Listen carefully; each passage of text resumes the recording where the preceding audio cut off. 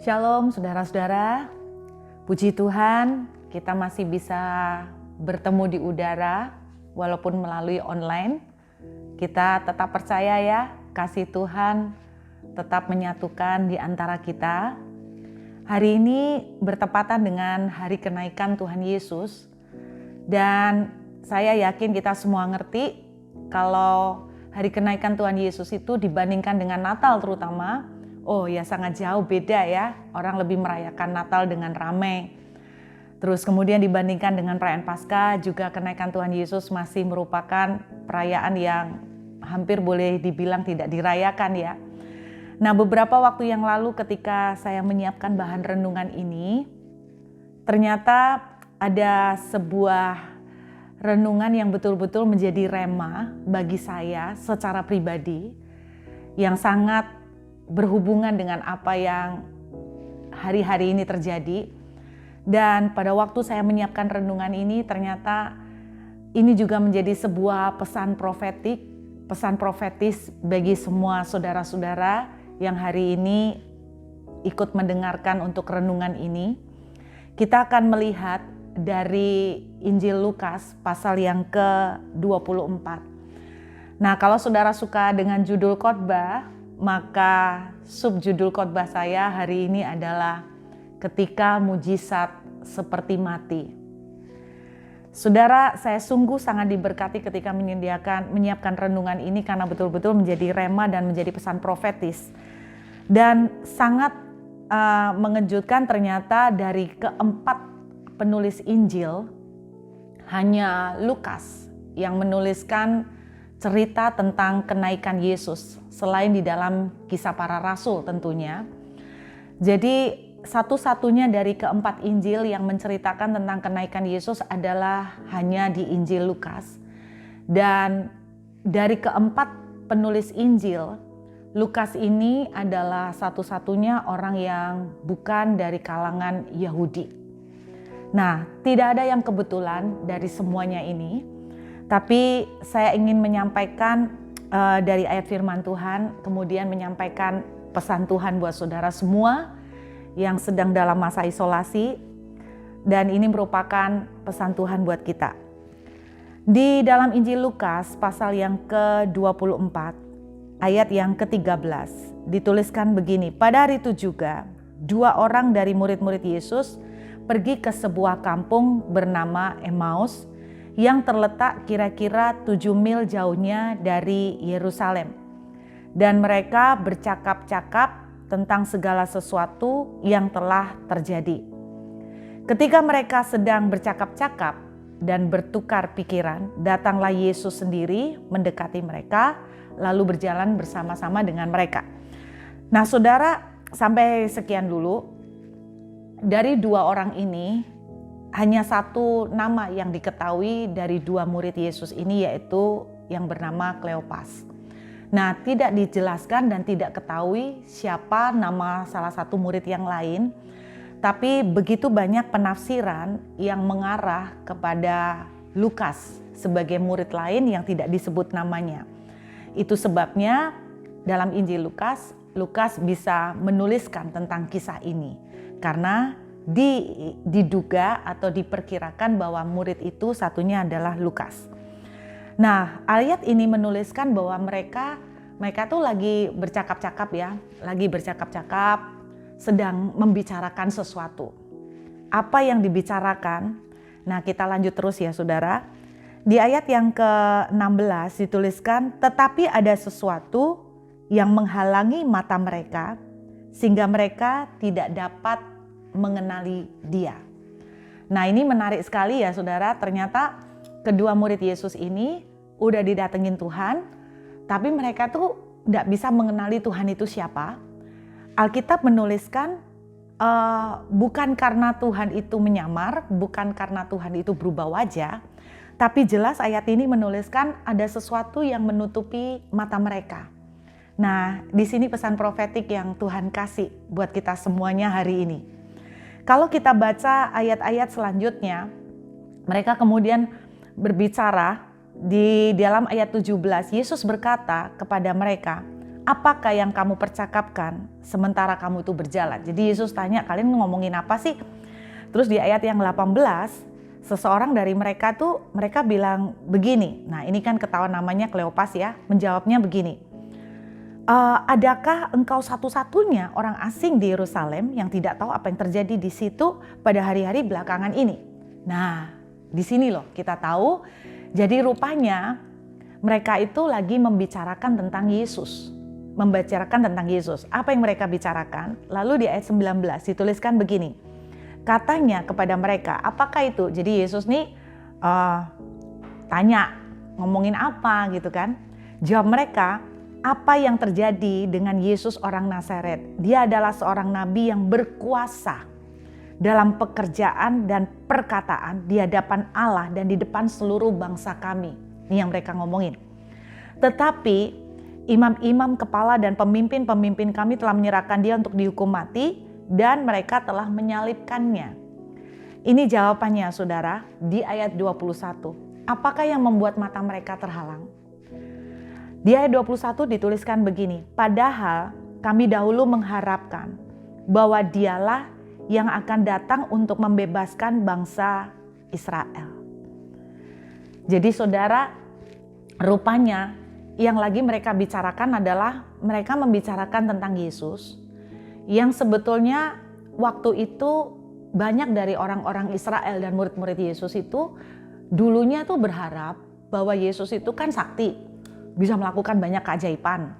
Jadi mereka tuh berharap bahwa wah ini kesempatan, ini harapan saya untuk nolong kita dari penjajahan dan perbudakan oleh orang-orang Romawi. Jadi mereka itu berpikir bahwa ketika Yesus berkata tentang kerajaan, mereka tuh berharap bahwa Yesus itu yang akan jadi raja, yang akan mimpin mereka keluar dari jajahan Romawi, lalu membawa mereka menjadi negara baru. Karena pada zaman perjanjian lama, terutama pada masa-masa zaman Raja Daud, zaman Raja Salomo, kalau saudara mengingat, orang Israel itu mencapai puncak kejayaannya. Jadi Alkitab menuliskan kemana mereka jalan, orang itu takut sama orang Israel, orang itu segan. Jadi mereka itu memandang kepada masa lalu, mereka tuh berharap bahwa Yesus ini harapan. Jadi selama ini mereka sudah putus asa, sepertinya tidak ada harapan, mereka harus tinggal sebagai budak.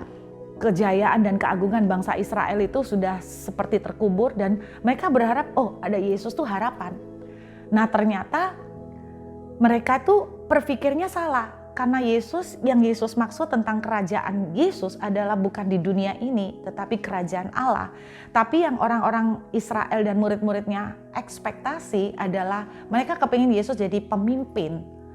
Nah saudara bayangkan, mereka dulu jaya, bangsa yang besar, bangsa yang ditakutin, kemana mereka jalan orang takut dan segan. Lalu mereka mulai putus asa karena melihat tidak ada harapan untuk melihat kejayaan bangsa mereka lagi. Kemudian mereka melihat Yesus yang sakti, melakukan banyak keajaiban, bisa bangkitkan orang mati. Mereka berharap, wah ini kalau jadi pemimpin tidak ada yang bisa ngalahin.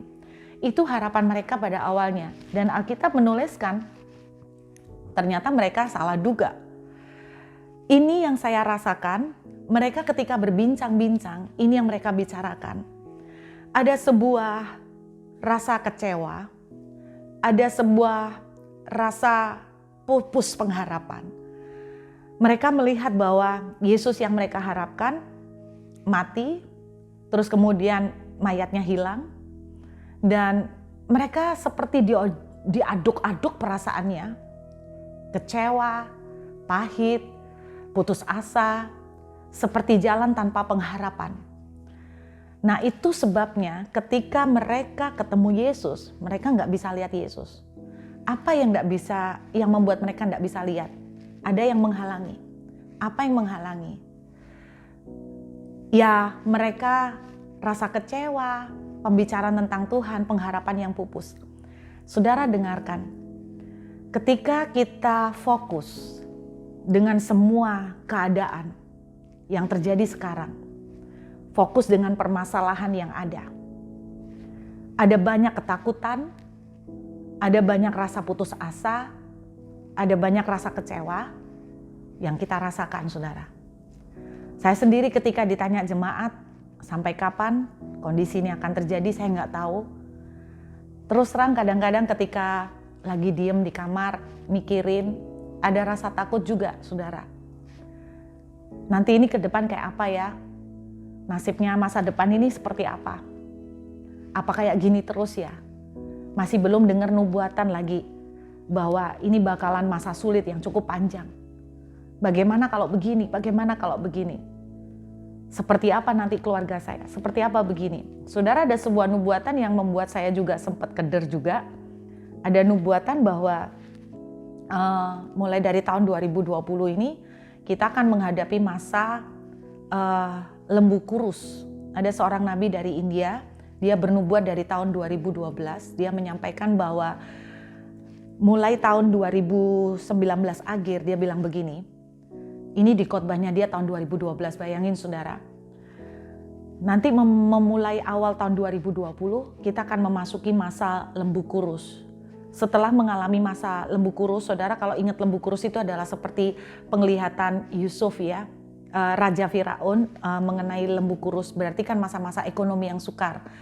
Kemudian nggak berhenti sampai di situ nubuatannya, saudara. Jadi dari masa lembu kurus, kemudian melanjutkan ke masa lembu berdarah. Lalu lanjut lembu berdarah, kemudian lembu sekarat. Habis lembu sekarat adalah lembu mati. Ya, saya pikir kita semua ngerti lah, ini tambah lama tambah parah. Nah, menurut beliau dalam nubuatannya, saudara mau percaya atau enggak, pokoknya ini yang sempat saya dengar. Menurut beliau, dari masa lembu kurus sampai dengan lembu mati ini total adalah sekitar 20 tahun. Kesimpulannya itu 20 tahun ke depan ini, keadaan tidak akan lebih baik, saudara. Keadaan akan makin sulit, makin sulit, makin sulit. Terutama dia berbicara tentang finansial. Dia secara khusus sih, kalau pengertian saya, kalau bicara tentang lembu kurus, lembu berdarah itu berarti lebih ke arah ekonomi ya. Nah intinya, sekarang aja kita udah mulai melihat bahwa kondisi ekonomi semakin sulit. Nah saudara, beberapa waktu yang lalu saya sempat merasakan bahwa di awal tahun 2020 ini kita akan dihadapkan Tuhan, diizinkan Tuhan untuk menghadapi seperti masanya Elia di Sungai Kerit, bahwa akan ada terjadi kekeringan. Nah, saya pikirnya, sempat berpikirnya 3 tahun, ketika dengar nubuatan, aduh Tuhan, masa 20 tahun tambah lama lagi. Nah, sempat terpikir ada ketakutan juga, saudara. Nah, terus terang kalau kita selalu fokus kepada problem, kita selalu fokus pada melihat berita begini, tambah keder, tambah takut, kita tambah down, kita tambah desperate, tambah putus asa, tambah kecil hati. Dan saudara tahu apa yang terjadi, sama seperti yang dialami oleh 2 murid Tuhan, mereka tidak bisa melihat Tuhan. Ada sesuatu yang menghalangi mata kita, yaitu apa? Rasa takut, rasa khawatir, rasa kecewa, rasa seperti tidak punya pengharapan. Nah, ada satu pesan Tuhan pada hari ini, di hari kenaikan Tuhan. Ketika hari ini saudara mulai merasa, Tuhan, nasibku seperti apa ke depan. Walaupun mungkin di depan mata saudara, saudara memang melihat kondisi yang buruk. Mungkin juga ada beberapa dari saudara terkena imbasnya secara pekerjaan atau ekonomi saudara. Tapi dengarkan baik-baik. Ada satu pesan Tuhan pada hari ini. Jangan fokus ke sana. Karena ada Tuhan di dekat kita, walaupun kita tuh tidak bisa lihat. Sama seperti 2 orang murid ini, Tuhan itu ingatkan pada waktu itu, saya waktu menyiapkan renungan ini. Aku ada di dekat kamu, aku ada di depan kamu. Tapi kenapa mata kita selalu terhalang untuk melihat? Karena kita lebih fokus dengan semua keadaan, semua berita-berita negatif yang terus kita dengar, saudara. Nah, kemudian ada satu pesan yang lebih lanjut, Tuhan katakan begini, saudara. Nah, ketika mereka sedang down dan mata mereka terhalang untuk melihat Tuhan, lalu kemudian di ayat yang ke-49, kita langsung melompat, saudara, di ayat yang ke-49, Tuhan katakan begini. Dan aku akan mengirim kepadamu apa yang dijanjikan Bapakku. Saudara, di ayat-ayat sebelumnya, intinya Tuhan itu banyak berbicara kepada mereka berkali-kali, 2 kata ya, yang berkali-kali diucapkan oleh Tuhan Yesus kepada 2 muridnya maupun murid-murid yang lain, adalah perkataan begini, jangan takut, jangan takut, jangan takut. Ada satu pesan Tuhan hari ini di hari kenaikan Tuhan, jangan takut. Kita tidak bisa lihat Tuhan karena mata kita selalu terhalang oleh ketakutan, kekhawatiran, dan semua ketidakpastian mengenai nasib ke depan, nasib keuangan dan pekerjaan kita. Lalu Tuhan katakan begini, aku akan mengirim kepadamu apa yang dijanjikan oleh Bapakku. Tuhan katakan begini beberapa hari yang lalu waktu saya menyiapkan ini. Aku tetap setia dengan apa yang aku janjikan. Karena apa yang keluar dari mulut Tuhan tidak akan pernah gagal. Saudara tahu Tuhan tunjukkan begini, kenapa sih Yesus naik ke surga? Kenapa Yesus harus naik ke surga? Sebetulnya peristiwa kenaikan Yesus memberikan satu pengertian kepada saya beberapa waktu yang lalu bahwa kenaikan Yesus itu berbicara tentang Dia menuntaskan apa yang Dia sudah mulai. Yesus tidak cuma lahir, tapi Yesus kemudian harus disalibkan dan mati untuk menebus dosa saudara dan saya. Tapi Yesus tidak berhenti sampai di mati. Karena kalau Yesus cuma berhenti sampai di mati, maka Dia tidak beda dengan nabi-nabi yang lain. Tapi Yesus bangkit karena Dia mau tunjukkan bahwa Dia sudah kalahkan semua dosa dan kutuk akibat dosa. Tapi ternyata Yesus tidak berhenti sampai dibangkit. Karena kebangkitan Yesus menebus kita dari dosa, menebus kita dari semua kutuk akibat dosa. Tapi Yesus melanjutkan dengan peristiwa naik ke surga. Kenapa? Saya tunjukkan pada saudara. Di dalam Yohanes pasal yang ke-14, itu dituliskan begini saudara, Yohanes pasal yang ke-14. Janganlah gelisah hatimu di ayat 1. Percayalah kepada Allah, percayalah juga kepadaku. Di rumah Bapakku banyak tempat tinggal.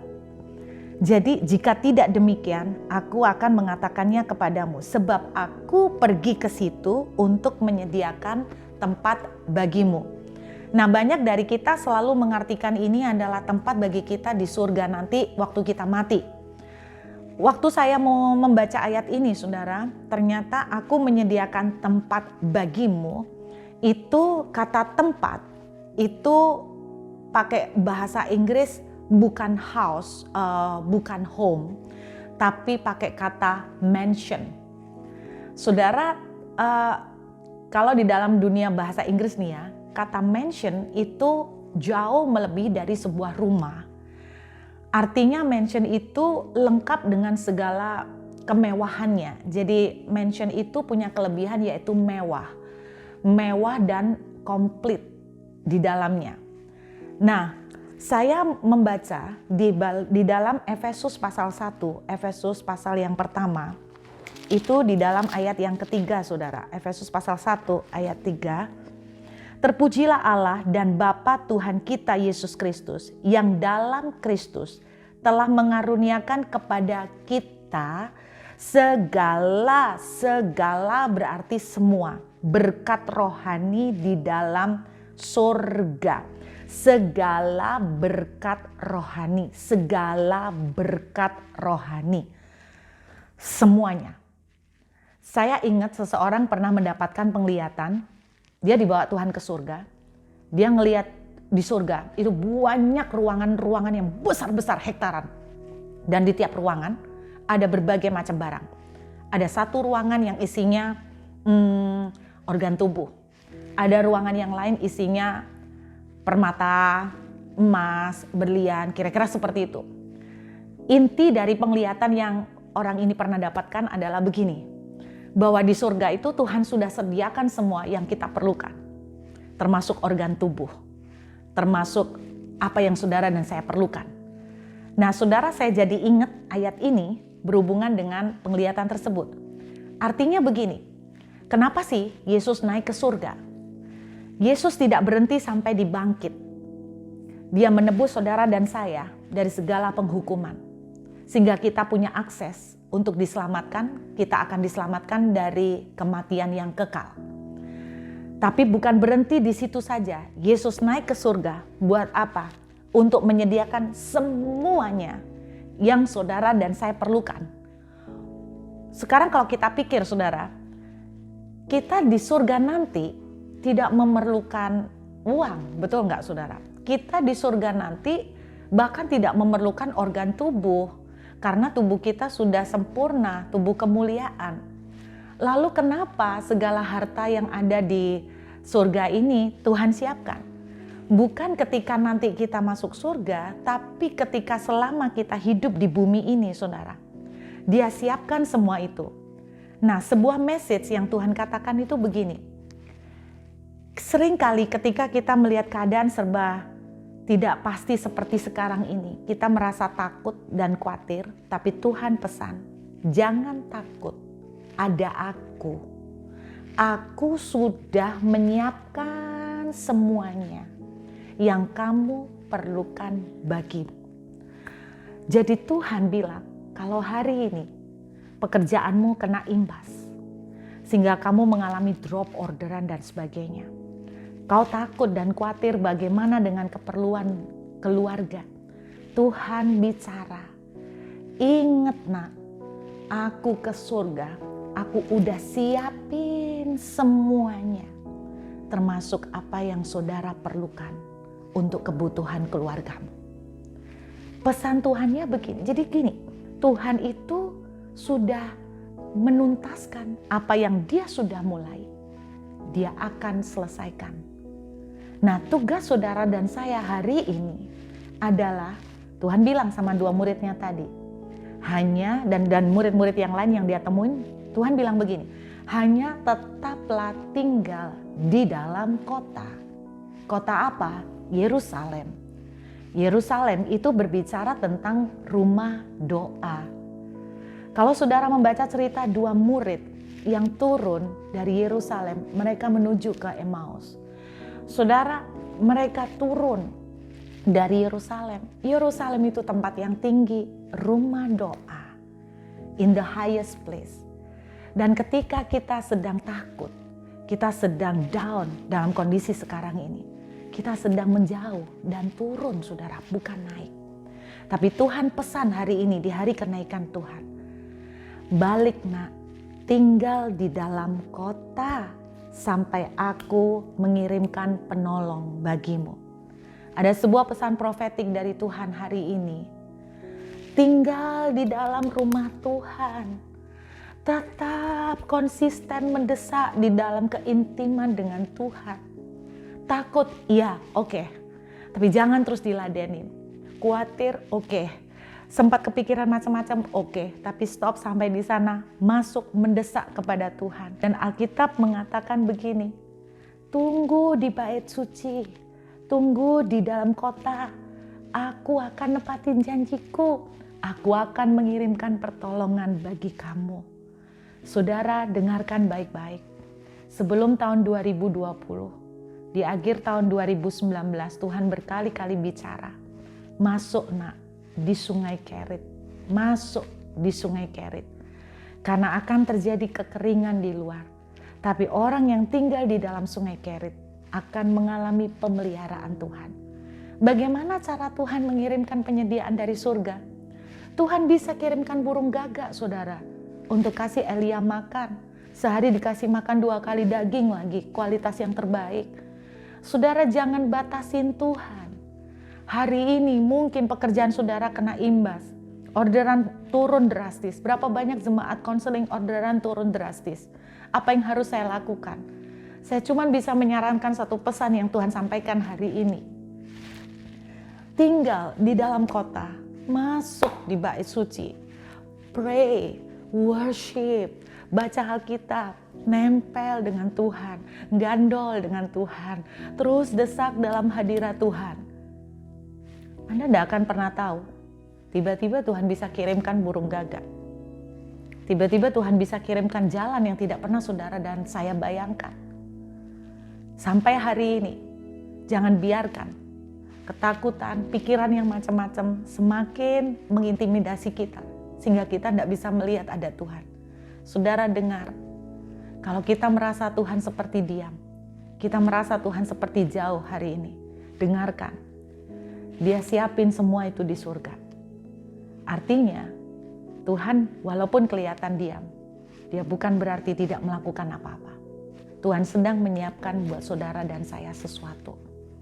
Saudara, ini saatnya ketika kita itu tinggal di dalam kota, diem dengan Tuhan. Izinkan, beri Tuhan kesempatan untuk memamerkan dan mendemonstrasikan kuasanya. Saudara, Efesus pasal 1 ayat 3 tadi, sebuah terjemahan Inggris menuliskan begini, Tuhan mengaruniakan kepada saudara dan saya segala berkat rohani. Saudara, banyak orang menerjemahkan berkat rohani itu bukan duit. Tapi ternyata pengertian aslinya itu berkat rohani itu bukan berkat yang berbau rohani, bukan jasmani, bukan begitu. Tapi maksudnya berkat rohani itu gini, blessing yang datang dari atas, berkat yang datang dari Tuhan, itu maksudnya. Jadi Alkitab menuliskan Tuhan mengaruniakan segala berkat yang datang dari tangan Dia di surga, bahasa aslinya di surga, in heavenly places, di tempat-tempat yang berbau surga. Jadi bukan tunggu kita mati, di tempat yang berbau surga itu seperti apa? When we worship, bukankah Alkitab mengatakan ketika kita menyembah Tuhan hadir, Tuhan present di situ. Nah, itulah tempat-tempat di mana seperti surga. Makanya ketika kita dalam kondisi seperti ini, nempel dengan Tuhan, maka heavenly blessing itu akan datang. Jadi berkat rohani ini terjemahnya sebetulnya heavenly blessing. Di mana akan datang? In heavenly places. Di mana heavenly places? Ketika saudara dan saya bukan sibuk memperbincangkan bagaimana ke depan, kok seperti ini, keluhan, komplainan, curhatan, rasa takut, khawatir dan sebagainya. Tapi Tuhan bilang sama kedua muridnya, betapa bodohnya kamu. Tidakkah kamu ingat apa yang dikatakan para nabi? Saudara, kita harus tetap stick dengan janji Tuhan dan tetap nempel dengan Tuhan. Dan saya yakin ada aja nanti Tuhan bisa kirimkan mujizat dan pertolongan buat saudara dan saya. Karena itu di hari kenaikan ini saya ingin ingatkan, ini pesan dari Tuhan. Tetaplah tinggal di dalam kota. Dia sudah menyiapkan dan Dia hendak akan mengirimkan. Saya merasakan hari-hari ini, saya cuma merasakan begini, heaven is about to invade. Artinya begini, surga kayaknya nggak akan lama lagi nih, surga kayaknya akan menerobos masuk, ambil kendali. Dan ketika surga sudah ambil kendali, banyak keajaiban yang terjadi. Mungkin kita hari ini merasakan mujizat seperti mati, tapi tidak saudara. Mujizat tidak mati. Tuhan sedang menyiapkan sesuatu, kita harus tetap stay, tinggal di dalam rumah Tuhan, di dalam rumah doa, dan tunggu sampai Dia akan kirimkan pertolongan heavenly, yang berarti bukan earthly, pertolongan yang tidak masuk di akal, pertolongan yang tidak masuk menurut akal orang-orang di bumi. Tapi Tuhan akan kirimkan heavenly blessing, berkat rohani, berkat surgawi, berkat yang supranatural terjadi buat kita semua. Tetap kuat ya saudara, dan saya ucapkan selamat merayakan hari kenaikan Tuhan Yesus dan siap-siap kita menerima kunjungan dari surga, keajaiban yang luar biasa, heavenly blessing. Terima kasih, Tuhan memberkati.